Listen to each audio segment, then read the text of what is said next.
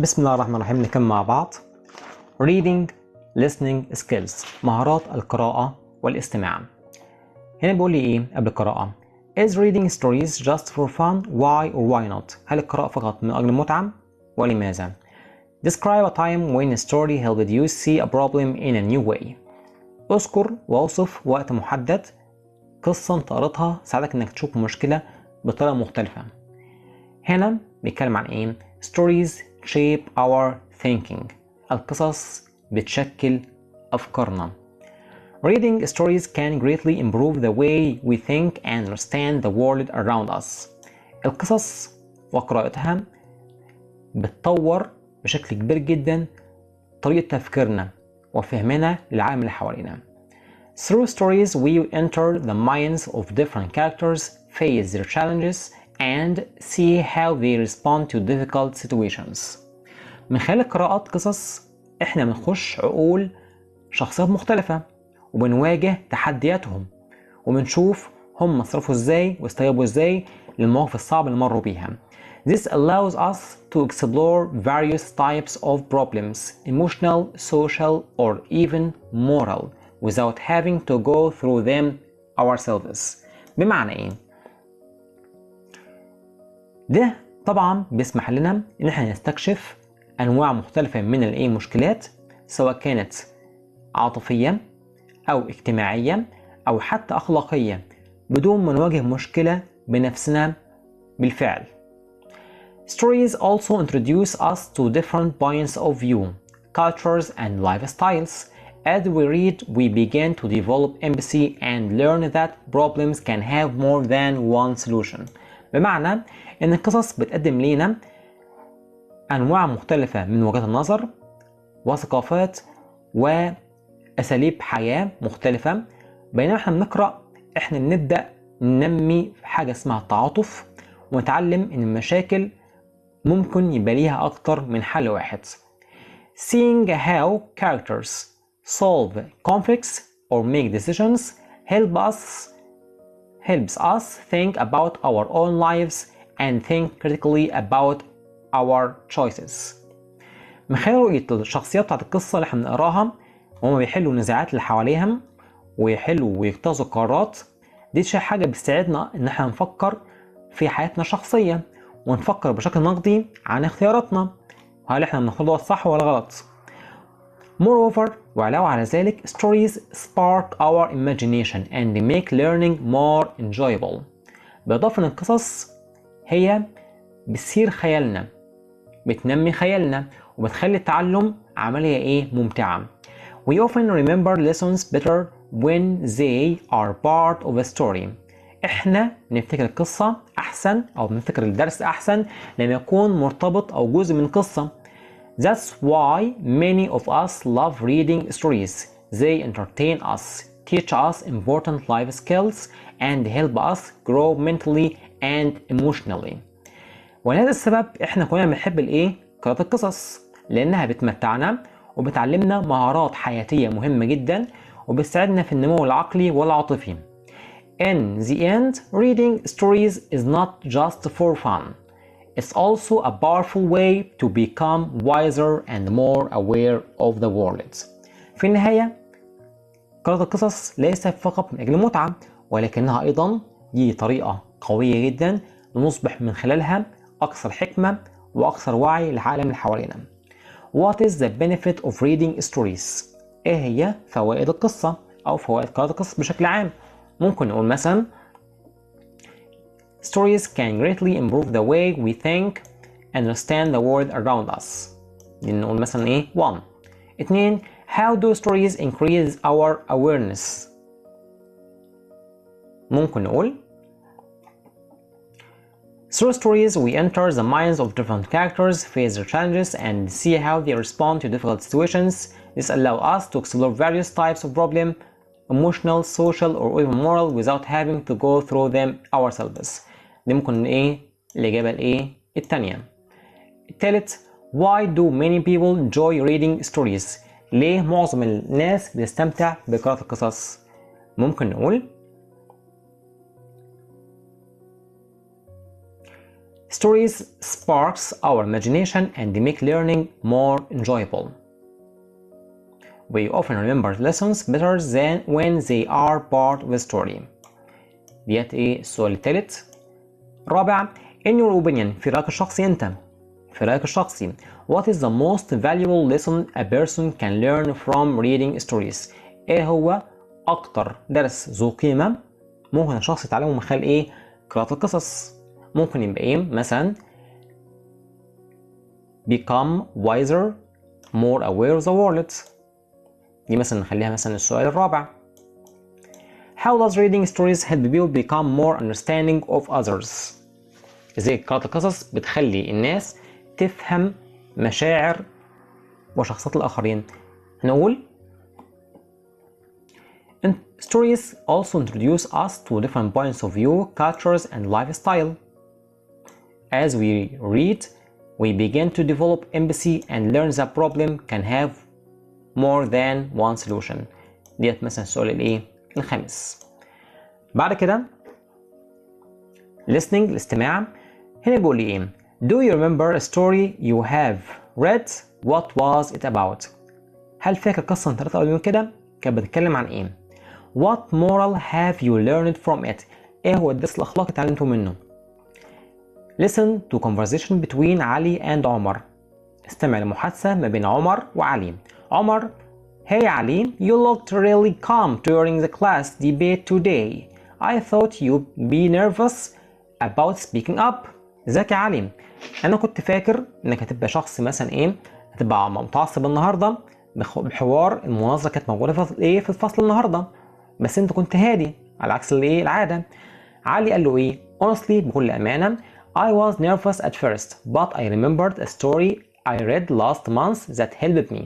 أنا كنت في الأول متعصب بجد، بس أنا افتكرت قصة كنت قريتها الشهر اللي فات، هي ساعدتني جدا في الموقف دوت. Really? What was it؟ بجد؟ كانت بتتكلم عن إيه؟ It was a narrative story where the main character stayed calm and respectful, even when people were being unfair that stuck with me.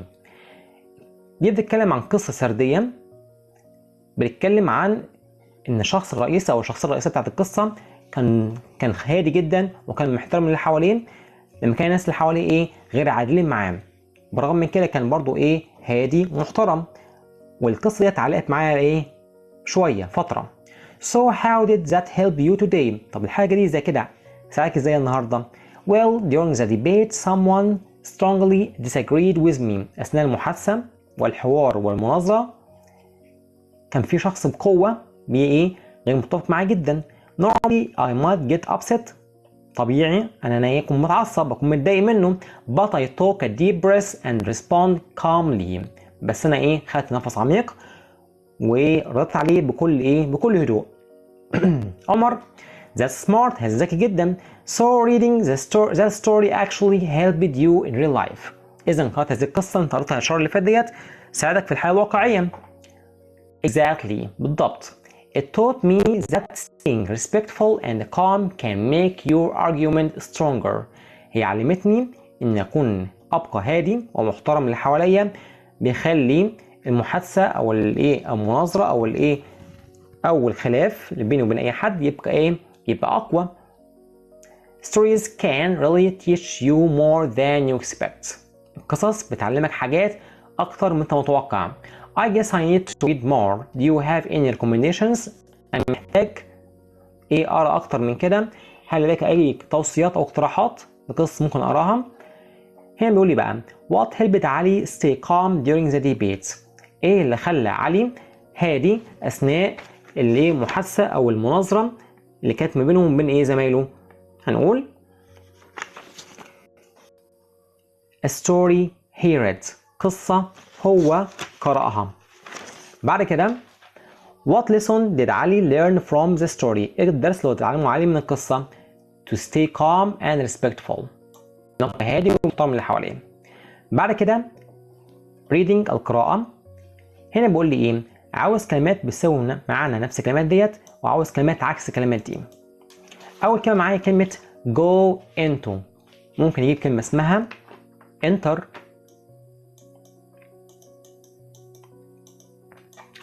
improve develop وننمي برضه ويطور develop strong powerful جاي من كلمة باور طاقة powerful قوي. بعد كده fair عكسها unfair.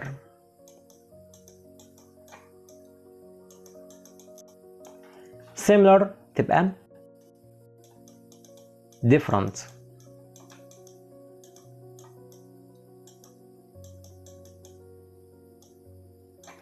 بعد كده unkind عكسها kind بس نشيل اليو ان منها. هنا بيقول لي ايه؟ ده جزء متاخد من القراءة اللي ورا، بيقول لنا هات عنوان مناسب للقطعة دي. هنقول reading stories قراءة القصص. their عايد على ايه؟ face their challenges نواجه تحدياتهم. تحديات مين؟ الكاركترز الشخصيات بتاعت الايه؟ القصة. بعد كده ترجمة stories introduce us to different points of view, cultures and lifestyle. يبقى تعرفنا القصص على وجهات نظر وثقافات وأنماط حياة مختلفة. الأولى أخبر أيمن رودينا أنها تستطيع الذهاب للتسوق. تبقى أيمن told رودينا that she could go shopping. الثانية بعد كده read and complete اقرأ وأكمل. Stories have the power to take us to new places. القصص لديها القوة إنها تاخدنا لأماكن مختلفة وجديدة. زي help us become more بتساعد إنها تخلينا إيه؟ more إيه؟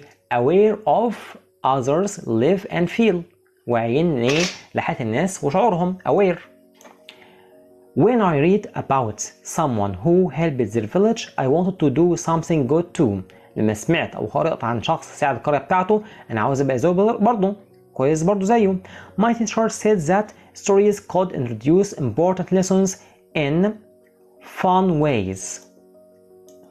مدرسي بيقول لي إن القصص ممكن تقدم لنا دروس مهمة جدا بطريقة ممتعة. A good story can spark ideas in our imagination and change how we see the world. القصة الجيدة بتشعل أفكار جوه خيالنا وبتخلينا إيه؟ نحاول نغير العالم اللي حوالينا. زي shape بتشكل how we think and feel about life بتشكل طريقة تفكيرنا وشعورنا إيه؟ تجاه الحياة. في بقى choose اختر. Noor tried various sports activities before deciding that swimming was her favorite. جربت أكتر من إيه؟ من رياضات إيه؟ متنوعة أو مختلفة. The smart girl thinks critically about each past problem before writing her final answer. فكرت بشكل إيه؟ نقدي. A good story often has a clear moral that teaches a lesson about right and wrong. القصة الجيدة لديها إيه؟ درس أخلاقي واضح. Good citizens should be aware of the challenges that face community. لازم يكون كل مواطن صالح واعي بكل التحديات اللي بيواجهها إيه؟ مجتمعه. aware of. بعد كده the teacher encouraged students to use their imagination when writing their creative stories. يستخدموا خيالهم أثناء كتابة القصص. Rami success will spark motivation in his friends to work harder in school. نجاح رامي أشعل التحفيز والحماس في داخل أصدقائه. To feel empathy for a friend you might imagine how they feel after losing hope. تشعر بالتعاطف نحو صديق معين انك ايه بتحاول تتخيل هو بيشعر بيه بالظبط وايه هو مدى خسارته. بعد كده the doctor says sunlight can expose skin to harmful burning damage. ممكن يؤدي الدكتور بيقول ان حرارة الشمس او ضوء الشمس ممكن ايه يصيب او يعرض الايه الجلد لايه لحرق ودمار خطير.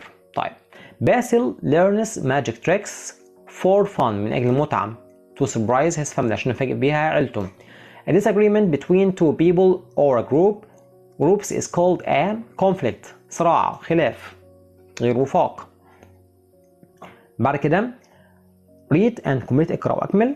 هنا بقول لي I read an amazing story last week. تبقى I read بقى مش I read. هي نفس السبيلنج بس ايه دي ماضي وده مضارع. I read an amazing story last week. قرأت قصة الأسبوع اللي فات.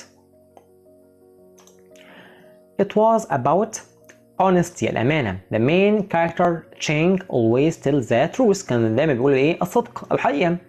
So the king trusted him. عشان كده الملك كان واثق بيه دايما. بعد كده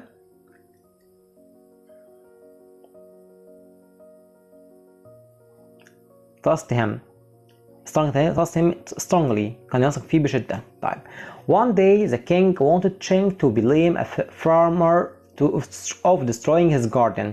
في يوم من الأيام الملك كان عاوز شينج إنه يلوم فلاح إنه دمر الحديقة بتاعته.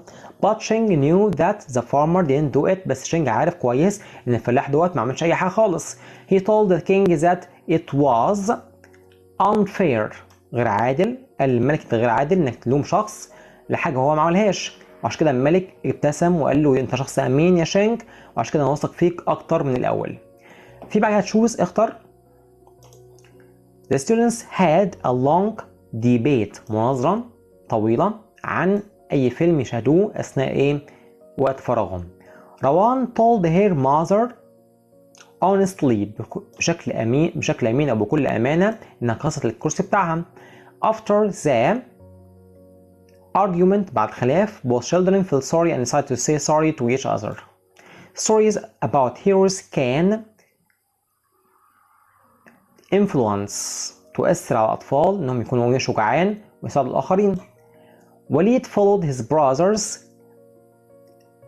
recommendation and started learning how to play the guitar.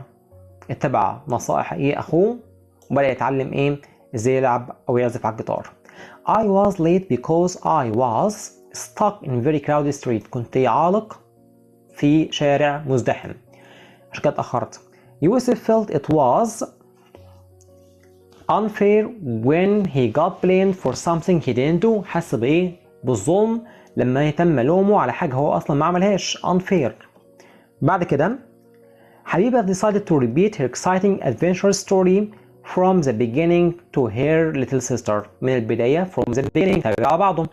بعد كده ملك told her brother that they would go on a journey. يذهب في رحلة تجزر مع بعض. Why are you stressed؟ لماذا أنت مرهق متوتر؟ You need to stay calm. تبقى هادئا and to find solution for the problem.